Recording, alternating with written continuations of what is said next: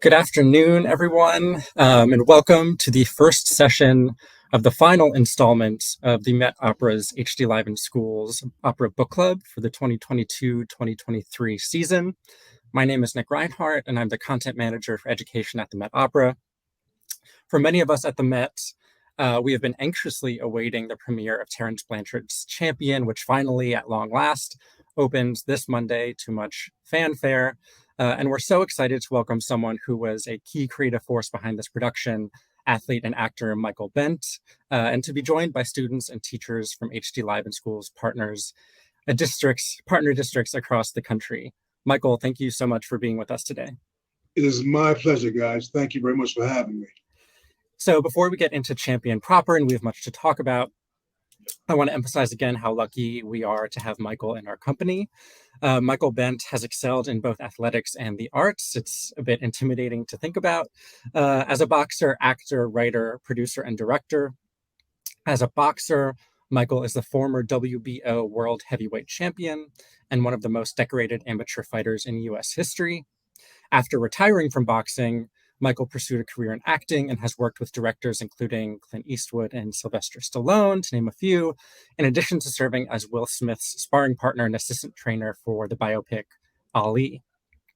Other film and TV credits include Million Dollar Baby, Girl Fight, Saturday Night Live, Sons of Anarchy, Firefly Jag, and Robbery Homicide Division. In the theater, he has worked as assistant movement coach for Anna Deavere Smith's production Notes from the Field, The School to Prison Pipeline, which aired on HBO and received an Emmy nomination. And last but certainly not least, Michael is the boxing consultant for Terence Blanchard's Champion at the Met Opera. So the way this conversation is going to go is I'm going to ask Michael a few questions of my own to get us started, and then we'll turn to some questions that we've received from students across the country that are part of our HD Live in Schools program. Sound good? Yes, sir. Absolutely. Okay, Sounds so fantastic. first things first. Champion debuted this week on Monday. The anticipation at the Met and around the city has been tremendous. So I just want to ask you how you're feeling now as someone who was so integral to the production to finally have it out in the world and ready for people to see. For me personally, I was born in the UK, raised in New York, and to have the opportunity to be a part of this kind of production at the Met is mind blowing. Those gentlemen, the whole complete cast, who I've worked with for like the last 5 or 6 weeks, they nailed every note on Monday. I didn't see one false note. And I'm very critical. Mhm. I saw a false note, I would say, hey, you know what, this kind of, but no, they nailed it. I'm so proud of those guys and girls. That's awesome. So, and a little birdie in a tree told me, and you can correct me if I'm wrong, that it was actually you who initially introduced the subject of Champion, Emil Griffith, to Terence Blanchard. Is that right? Yes, absolutely. I So can used you walk us to, through that conversation? When did that take yeah, place? Why sure, Emil Griffith? absolutely. Yeah. Yeah. Okay, so in about 2000, maybe 7, 8, or 9, um, I used to train Terrence. I was introduced to Terrence by Ron Shelton, the fabulous, wonderful director in LA. And he's told me that Terrence would like to take boxing classes with you. I'm like, great, let's do it. So we started sparring, and we would spar and work out on the track of UCLA. Hmm. And we would share stories. Like he would tell me about people in the jazz world, music world, and I would share stories with him about people in the boxing world. And one of those people happened to be Emil Griffith, who I told Terrence about. And cut to about a year and a half later, he says to me, Mike, he gives me a call and says, Mike, I have tickets for you to come to the play in St. Louis. I'm like, what play? I forgot. I totally forgot about it. And he said, the Champion, about Emil. I'm like, really? I'm like, I'm there. Took a plane to from LA to St. Louis, and I'm very critical of my work, and I'm very critical of other people's work. And I love Terrence with all my heart, but how's how's a an opera or a, a jazz opera going to work about the life of a boxer? Those are two different landscapes. And I was skeptical. Mhm. By maybe 10 minutes into the first act, I'm crying my eyes out because I can relate to that story of Emile and deprivation and abuse, and they nailed it. Now, cut to 2022. I got a phone call from Terrence, and he said to me, "Hey, man, we're doing the play again, Champion." I'm like, "Okay, great. I'm available, bro. Like, I'm there." And obviously, I was available. I made myself available, and to be associated once again to be associated with this kind of project at this kind of venue, the Met is akin to Yankee Stadium to me. Mhm. This is the Yankee Stadium of opera houses, in my estimation. And to have the audience respond to it the way it did on Monday, once again, my handkerchief was out. Mhm. So bravo to the cast and the crew and the people who made it happen. Bravo to my friend Terrence Blanchard for bringing me aboard again. It's so interesting because the way I heard it through the grapevine was that Terrence, and maybe this is true, and Right. there's it's more nuanced. Yeah. Terrence was looking for the subject for an opera, and was sort of like asking around, and I guess you suggested it to him as something that would make a good opera, but it turns out no, it was just a conversation you had. Exactly. And then later on, he realized, oh, this thing Michael told me about would be good for this kind of That's right. dramatic treatment. Yeah. And here we are. And here we are 10 years later, 10, 15 years later. Yes. That's wonderful. So given that you were sort of sharing stories with Terrence, him stories from the jazz world, you from the boxing world, I have to admit that for myself, and I think for many other people, Emile Griffith is sort of a new name. So we know Muhammad Ali, we know Joe Frazier, we know Evander Holyfield. Right. But I had never heard of Emile Griffith before learning about Champion. So I was wondering if you could, from your perspective as a boxer, tell us a little bit about what Emile Griffith means to you and to the world of boxing, and what his legacy sort of signifies for boxers. Right. That it might not mean for people who know nothing about boxing. Yeah. I can appreciate and totally understand your question. Well, for me, I'm from the Caribbean. Well, my mother and father are from the Caribbean, and Emile was also from the Caribbean, St. Thomas. And I knew about Emile Griffith because my father would talk about. My father was a big boxing fan, and he knew about specific fighters from different areas of the world. Emile was from St. Thomas. Benny Perret was from Cuba. So there was some not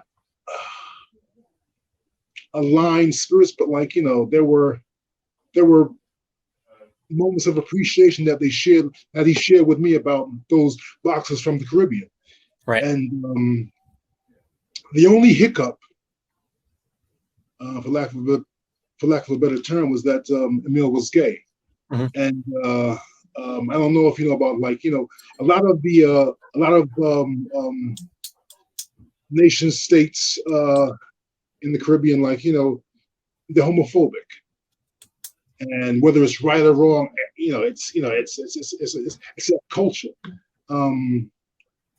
But for Emile, getting to Emile, for him to be a gay man in the 1960s and openly admit that and share that with the society, man, that's in my estimation that this what I'm about to say may be sacrilege, but I think in that period, that puts him neck and neck with what Muhammad Ali expressed and was fighting for. But in a whole different way. Yeah. If that makes sense. Of course, Muhammad was this giant teller of truth, and although Emil wasn't exactly on Muhammad's level in terms of truth telling and again identification, I think this play really expands on Emil's story and really puts it in a place where it should be. Yeah, I like that. In society, we've evolved. Yeah, and I like that comparison to Ali, because Ali was an incredibly politically active, is often remembered as a boxer and as an activist. That's right, exactly.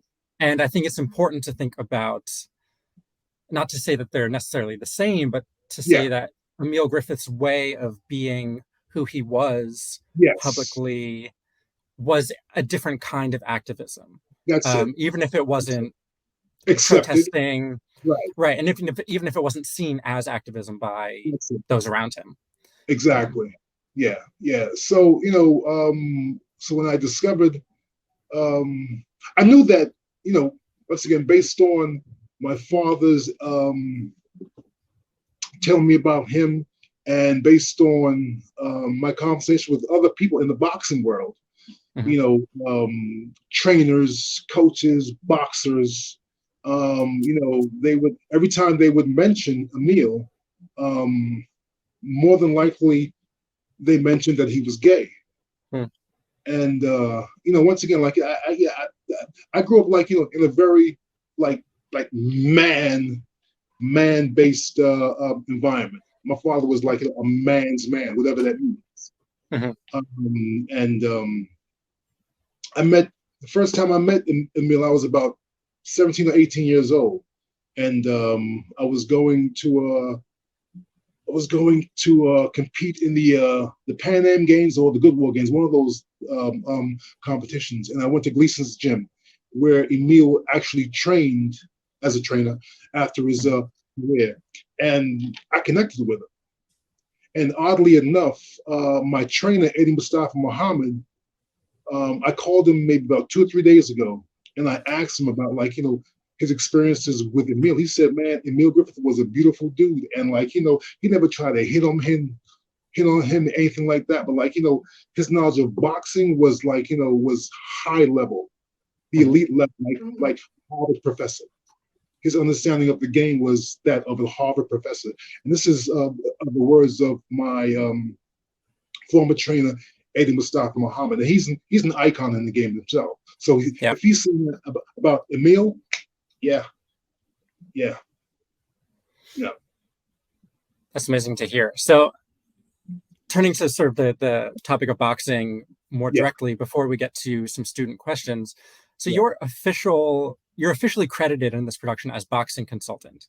And I know you worked a lot with actors and dancers and singers.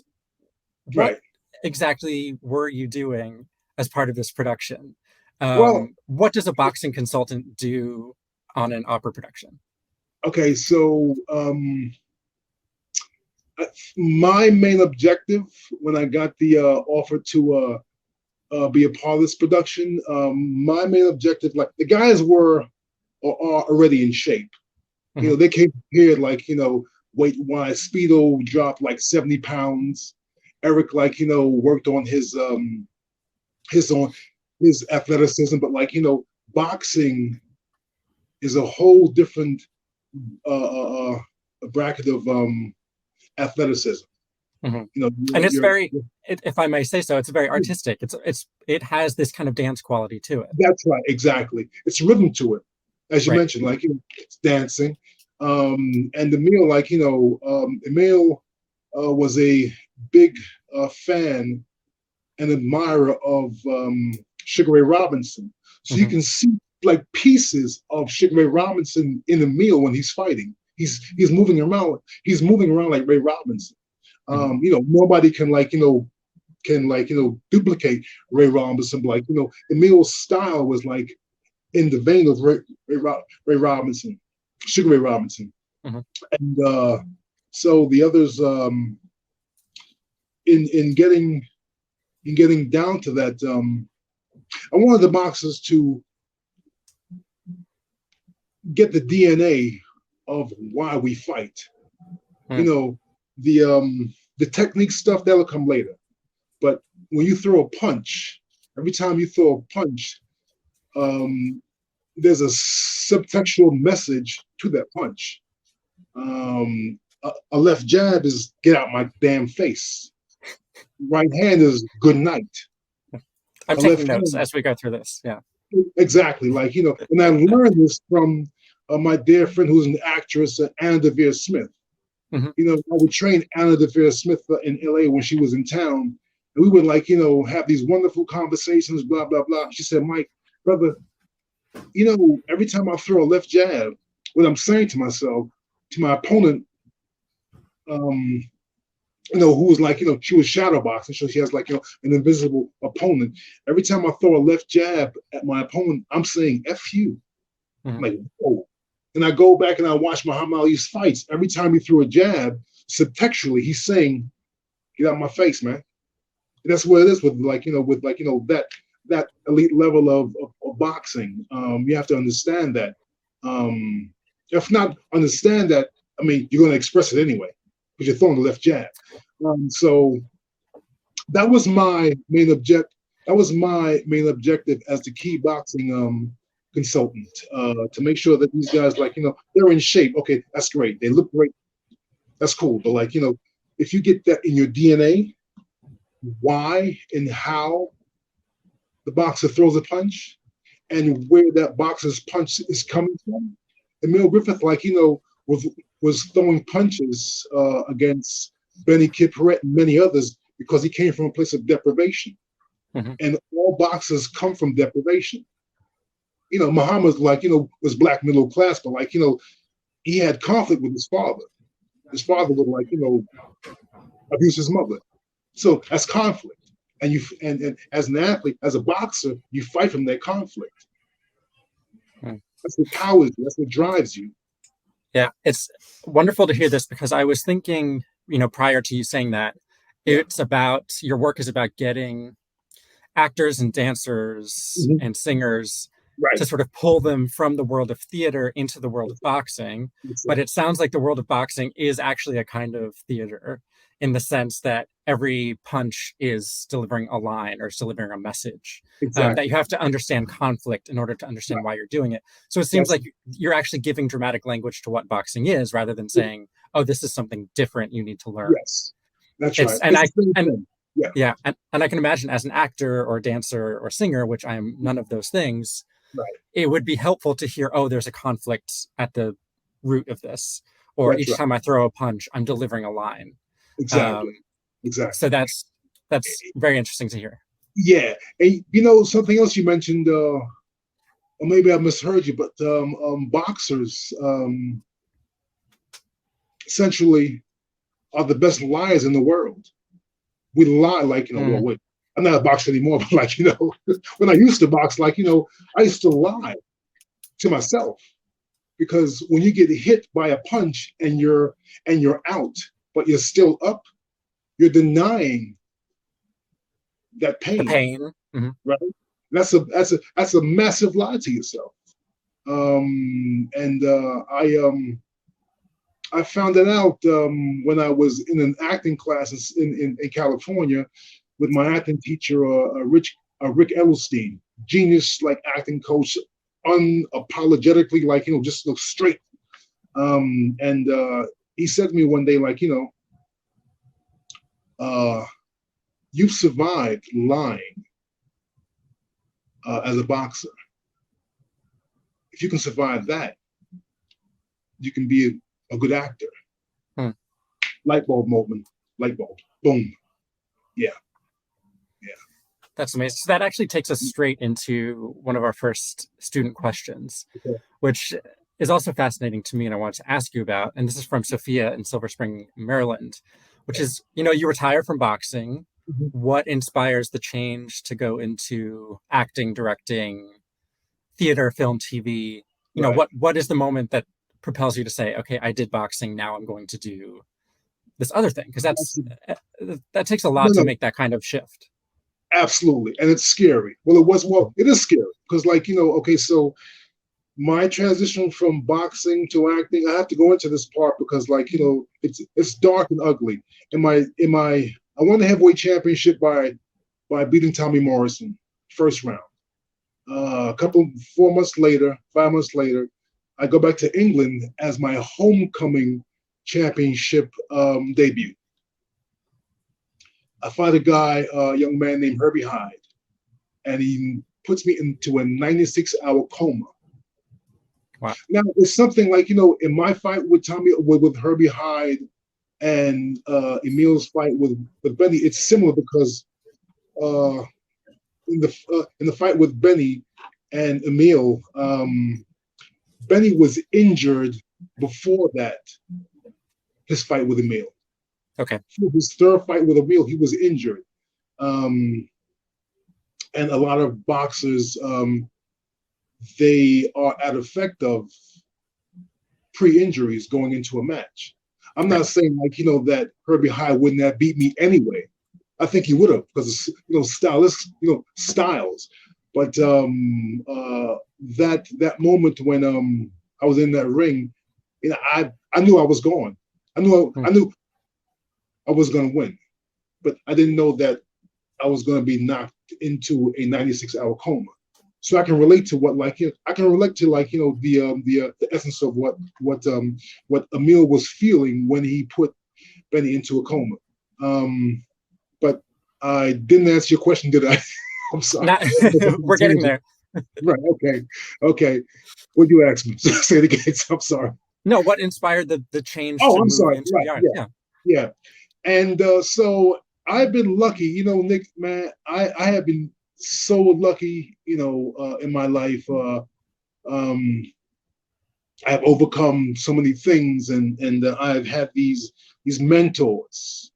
And I'll say this honestly: most of my mentors don't look like me, but they think like me, and they believe in me. I started writing for a boxing magazine called Bert Sugar's Fight Game.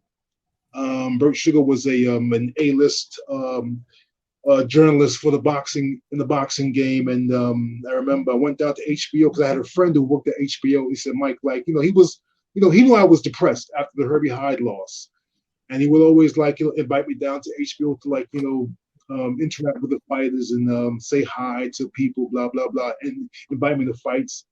And so I met Bert Sugar at this HBO press conference. And Bert says, hey, Michael, come over. I want to talk to you about something. I say, yes, Bert, what's up? Because he's a biggie. You don't say no to Bert Sugar. And Bert said, I'm starting a new magazine, a monthly. It's called Bert Sugar's Fight Game. I want you to be one of my writers. I had written some pieces for the New York Times, for the Daily News a few times. And they got some nice reviews. And Bert hired me off of those, reviews in the Daily News. So I had a job working with him for about a year and a half, 2 years. And I wrote an article that was entitled Anatomy of a Knockout. And the way it's strange, well, not strange, but the way that article came into being was because Bert called me one day, maybe a month after he hired me, and said, hey, Mike, I have a project for you. You need to write me an article about how it feels to knock somebody out and how it feels to get knocked out. The knocking somebody out, I didn't have a problem with, but my ego said to go into deep dive into getting knocked out and expressing that, articulating that. That's painful stuff, man. It wasn't not even a year after I got knocked out by Herbie Hyde into that 96-hour coma. So I was reluctant. And weeks go by. I get invited to a boxing match at Madison Square Garden, a Golden Gloves finals match, amateur boxing match. And I walk in, and who's standing there? There's Bert Sugar. And Bert Sugar is standing next to this short guy. I didn't know who he was. And the short guy turns around And Bert says, "Hello, Michael," blah, blah, blah. And the short guy turns around and he comes up to me and he puts his finger in my chest hard. Michael, I'm gonna use a bad word here because well, maybe I shouldn't. I'll bleep out the bad words. He said, "Michael, write the goddamn piece." And his fingers hurt. And Bert turns around and said, "Bud, relax. He'll get it." It was Bud Schulberg, the writer. And I'm a Bud Schulberg head. That's the first time meeting him on the waterfront, blah, blah, blah. And at that moment, I went back to my place, blah, and banged out the piece. And I had to go to some dark places. I had my tape of the Herbie Hyde fight, in which I lost. I had it stored, not stored. I had it laying in my closet on the shelf. I took it out and I sat down by myself and I watched it. And you know what happened? I had this feeling of gratification because I overcame it. And I'm asked to be a writer for a major boxing publication. Cut to the piece gets published. Cut to maybe a year or so later, 2 years later, I get a phone call from Ron Shelton. Ron Shelton, the director, he's a big boxing fan, big sports fan, with a shortstop for the Baltimore Orioles. And Ron says, "Hey, Michael, this is Ron Shelton, blah, blah." I'm like, "Ron, I know who you are." And Ron says to me, "If you can act like you write, come out to LA and I will get you an audition with this Michael Mann project called Ali." Dude, and and that changed my entire, that changed the trajectory of where I was going, of my life. Yeah, that's amazing. Yeah. So it wasn't like, oh, I'm done with boxing, now I'm going to act. It's a set of small opportunities that sort of unlock it. Exactly. And it's not just the fact that Ron Shelton helped me. I used to before, while I was writing for Bert Sugar's magazine, I got a phone call from another dear friend. His name is Fred Berner.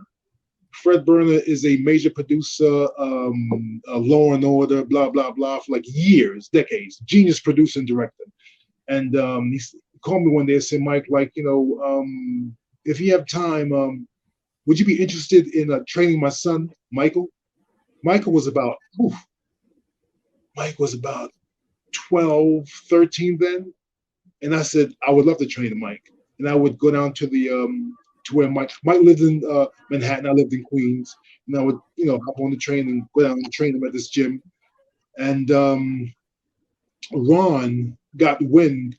Ron had worked with Fred Berner on another film. And it was Fred Berner who made the introduction to Ron Shelton. It was him who dropped my name about potentially playing Sonny Liston in the Ali film with Will Smith. So it's all about I don't want to say connections, but it's all about good fortune, good luck. Right, right place, right time. Exactly. Yeah. So speaking of your work on Ali, this is from a question from Francesca in Fort Worth, Texas. Which is, besides Champion, obviously, what has been your favorite film or production or TV show to work on? Favorite film or TV show to work on? It has to be Robbery Homicide Division. That's Michael Mann's Robbery Homicide Division. With Michael hired me for that. I remember while we were shooting, before I had to audition, and I remember Michael asking me on set, "Where does your character come from?" My character was based on a Suge Knight character. And he was a quote unquote bad guy, blah blah blah. But he was in conflict with Tom Sizemore's character, who was also in the TV series as well. He was the lead police officer. Tom just passed away recently, but You know, uh, condolences to his family. But I learned so much from people like Tom Sizemore, Michael Mann, and my acting coach because these people took the time to allow me to explore myself, but also get it right, Mhm. even if I got it wrong. Make sense? Yep. That's what's yeah. You're gonna make mistakes. Yeah. So this question is from Aida, which is a very operatic name from Silver Spring, Yeah. Maryland. Right. She asks, what do you notice makes boxing authentic and realistic when acting? So we sort of talked about this in terms of how you worked with the champion actors and dancers, but what's the difference between seeing boxing on stage that is done Right. right versus it's just people, throwing their arms without any sort of training or preparation? Yeah, I think in some of the if you look at some of the best boxing films ever made by Hollywood, I think, and I'm not just saying this because I was in it. I think Ali is probably cinema's greatest boxing production Mm-hmm. because Michael Mann uh, unapologetically would say it's the boxers who were Will's sparring partners and later also had roles in the films. He would say, if Will makes a mistake as Cassius Clay or Muhammad Ali, make him pay for it. And if you watch Will's performance, he nails Muhammad in the ring and outside the ring. But in the ring is where he really shines to me. That's why he got a Academy Award nomination. But my favorite boxing film that had to be Ali. Mm-hmm. Had to be because I learned so much. Yeah. There was a young man named not young man. There was a gentleman there named Daryl Foster, and Daryl is from I think Baltimore or some part of Maryland. But and he was Will's chief and key instructor, and I was Will's assistant instructor. So what I've learned from those moments with Daryl and Will and Michael Mann, I try to present that to the cast of Champion because the landscape is similar. Yeah. Just have to have artists, actors, opera singers who are open to it. And it's uncomfortable, but that's the gig. Yeah. I hope I can answer her question. You did. You did. Okay. So this is our second to last question from Haley in Fort Worth, Texas, and this is just sort of what I started with, which is how does it feel watching the actors that you've trained perform the boxing skills that you taught them? I mean, in Champion, there are whole scenes of choreography that have sort of boxing moves, as well as reenactments of actual fights. Right. So what is it like watching it and seeing sort of the product of your work? Well, once again, I'm very critical, Mm-hmm. but I've learned to taper my criticism because not everyone responds to criticism the way that Will Smith responds to criticism. So I've learned that. I've learned it's important, to know when to step on the gas and when to step off the gas. But it's also important to know why you're stepping off the gas and when to approach someone like the lead or the co-lead with a suggestion or a demand of my man. You have to make this look more authentic because you did the work. Now, I know you have to 1,000 lines to remember, but this is part of your character. You have to remember that as well. No one cares about if you have to work super hard. That's your job. That's why you're getting paid. So that's did I answer your question? I'm sorry. Yeah. Sometimes I go off tangent, man. Did I answer that young lady's question? Yeah, more. It was like how does it feel watching them perform? Okay, Which well, I like, think okay, yeah, okay. yeah, Let yeah, me elaborate on that. It's like a father. yeah, That's like a wishy-washy cliche, but yeah, I feel that these they're they're trying their best, and they're coming really close to it. Like on certain like in certain moments in the fight scenes, like they nail it. But like once again, it's a play, so it's ongoing, and right, they're the good thing about it being a play is they're able to to perfect it hmm as they go along, and they will perfect it. They don't need Michael Bentt to lead them to a perfection, because it's in their bones, and they want it, and they've seen it in Male Griffith.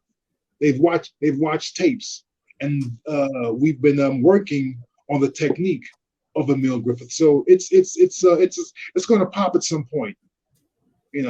Not that it's not popping now, but okay. it's going to pop. It's going to pop consistently at some point.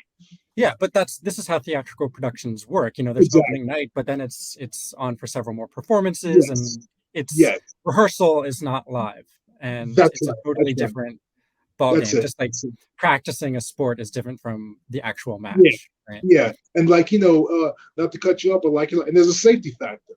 hmm We don't want anyone to get hurt, but we have to have artists who are willing to just like step close to the edge of the cliff and see what happens, because it's going to change, you're emotionally, it's going to change every second when you do another production.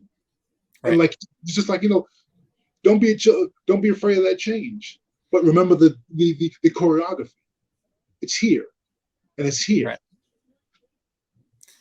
So this is our final question before we let you Hmm. go. And this is just, to get students excited about seeing Champion in a Right. few weeks. This is from Maya in Silver Spring. What is your favorite aspect of Champion, besides, of course, all the work you did teaching people how to box correctly? That's an easy one, Nick. Come on. Yeah, no, no, no, no, no. I'm just kidding, man. Honestly, my most favorite aspect of this thing, the honesty. Hmm. The honesty. Yeah.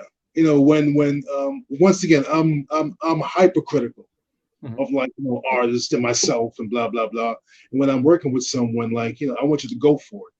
And there's a scene. I'm not giving it away, but well, maybe I am. There's a scene where Emil is at a gay bar, Mhm. Mhm. and he meets this young gentleman, and they start flirting, blah blah blah, and in that circumstance, like when you meet someone in a bar, blah blah blah, and you're flirting, you're gonna kiss him. Mhm. Voila, yeah, Mhm. he nails it, kills it. And that's heterosexual men don't typically they shy away from that. I've known plenty of actors in LA, blah blah blah, who have abandoned roles because of in the script it says you gotta kiss this dude, man. Mhm. That's where it is, and they nailed it. They nailed that scene. I'm not going to give it away and say what scene it is, but they nailed the Yeah. scene. Yeah, Yeah. it's powerful. Yeah. The production Yeah, does what it needs to do exactly, to convey exactly. the story. That's it. That's it. Yeah, I love that. Well, yeah. thank you so much for joining My us, pleasure. Michael. It's My been a pleasure. thrill. And on behalf of our HD Live in School students and educators, we can't wait to see Champion in theaters on April 29th. Very Yes. excited. And thank you again for joining us. My pleasure. Thank you.